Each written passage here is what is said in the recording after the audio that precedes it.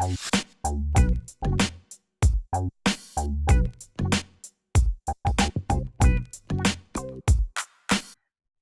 that was the 1920s, the Roaring Twenties as they were known, and when the Great Depression hit, artists adapted a more realistic style called social realism. It's also sometimes called American regionalism, as I'm calling it here. And this is a realist style focusing on the social issues and hardships of everyday life during the Great Depression. It's characterized by works like Grant Wood's American Gothic on the left, a famous work that also is in the collection of the Art Institute in Chicago.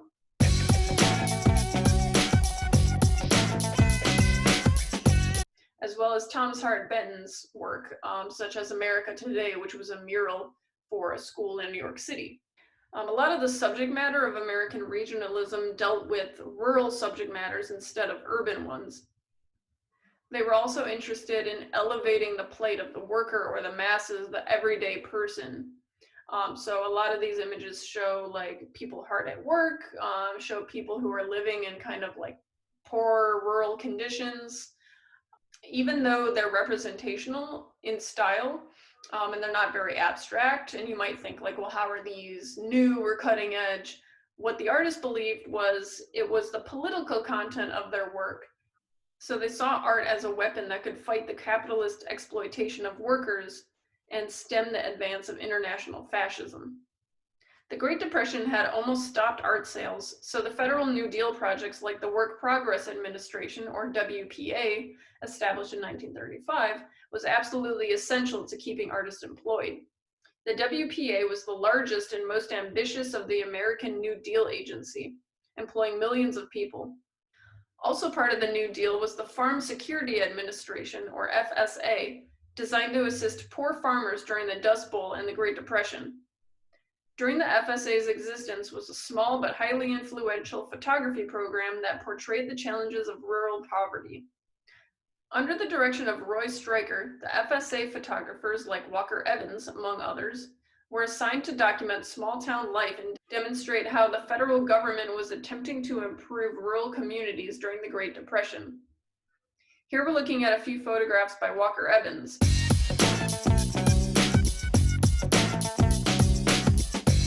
Who, even though he was employed through the federal government, was actually more interested in highlighting the individual plight of everyday Americans.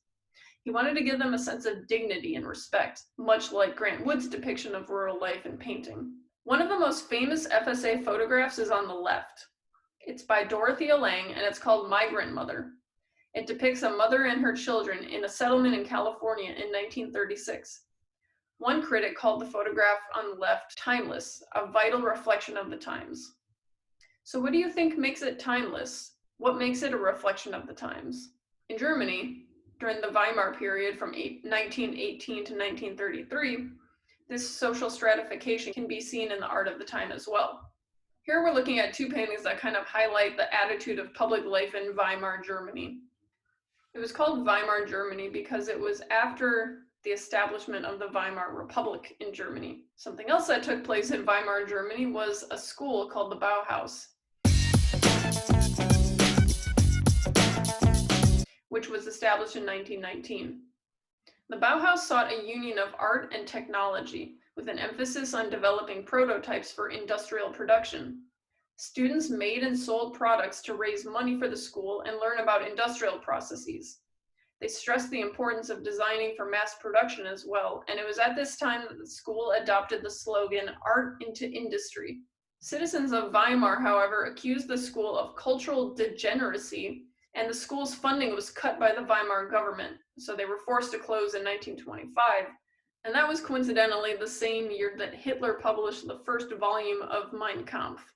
The director of the Bauhaus, Walter Gropius, then decided to accept an offer from the mayor of Dessau, Germany, to open the Bauhaus school in a new site, Dessau, in 1925.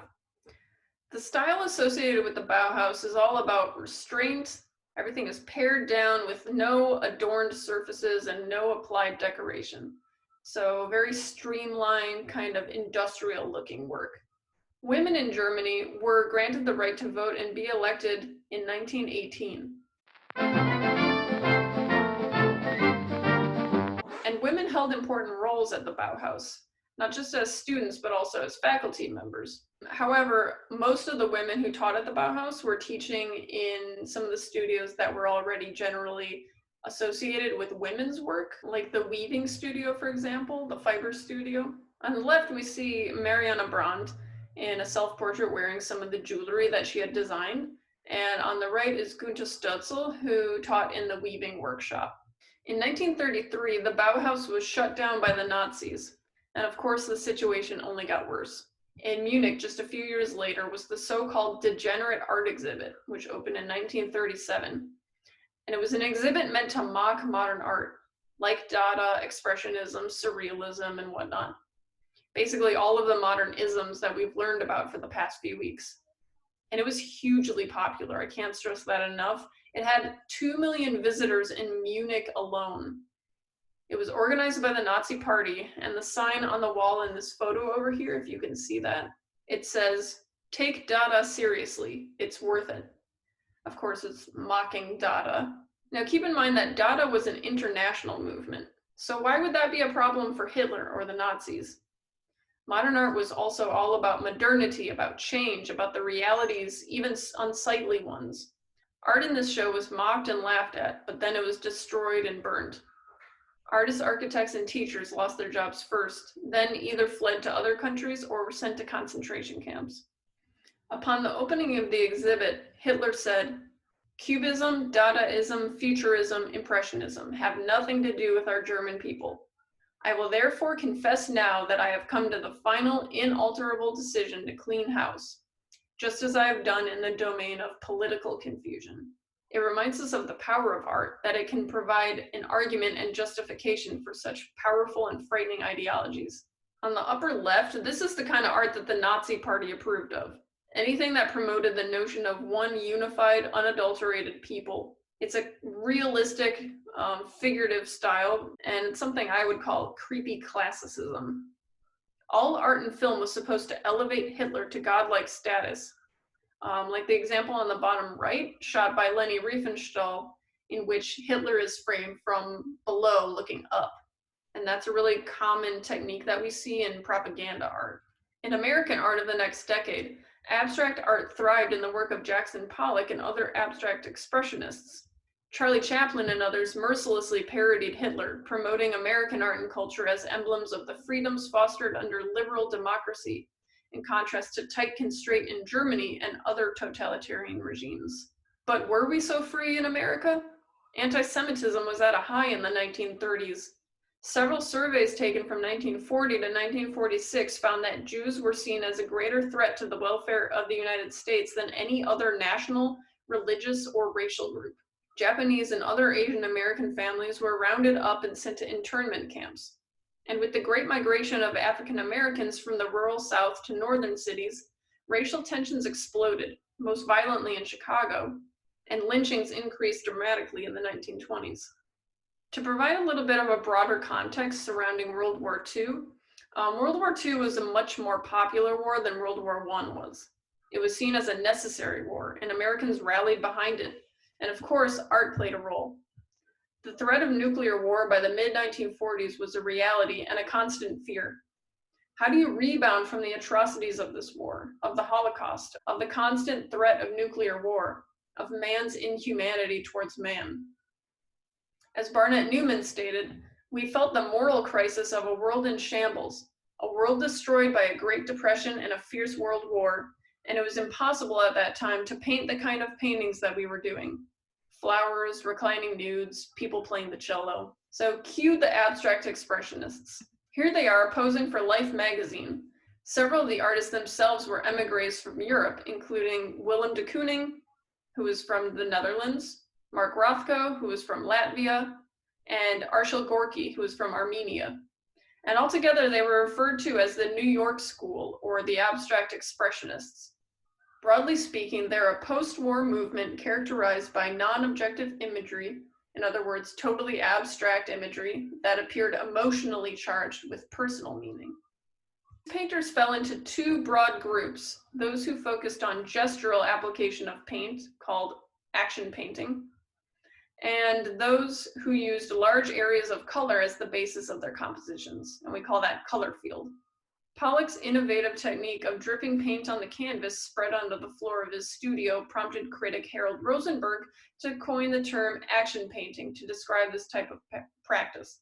All right, so what do you see? Of course, it's abstract.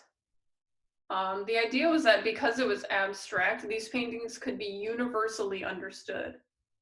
There's what we call an all-over composition. In other words, there's no one focal point anywhere on the canvas. So in other words, there's no hierarchy. It's a very large scale. So when you stand in front of these paintings, this one, for example, is 8 feet by 17 feet. You get this sense that you're engulfed in it. You're really in the painting. And finally, there's an interest in individual mark making. So in this case, if we zoom in, we'll see, because Pollock was like standing over his paintings as he was creating them, little bits of stuff would fall into the painting, such as like cigarette butts, nails, washers, little bits of paper maybe. And he's also leaving his individual mark on the canvas in a kind of literal way by stamping his handprint across the canvas. It's something that we saw in cave paintings as well. So leaving the imprint, saying, I was here.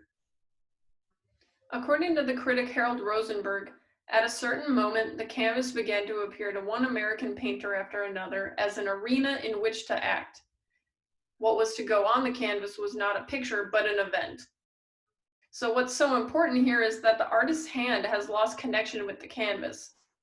That had been for so long the way that paintings were made, is that you take a paintbrush, you dip it in some paint, and you apply it to the surface of the canvas. But here, Pollock is actually standing over his canvas. He's walking all over the canvas and he's dripping paint onto it. He's flinging paint onto it. So he makes it a kind of more performative event. He makes it an action rather than something that is more about the finished product. It's more about the process itself. Because a painting has a life of its own, I try to let it live. All right, so that's it for this week. I hope you enjoyed the video. Trying to make it interesting. I hope you have a good rest of your week. Please let me know if you have any questions about anything. And in the meantime, take care. Bye, everyone.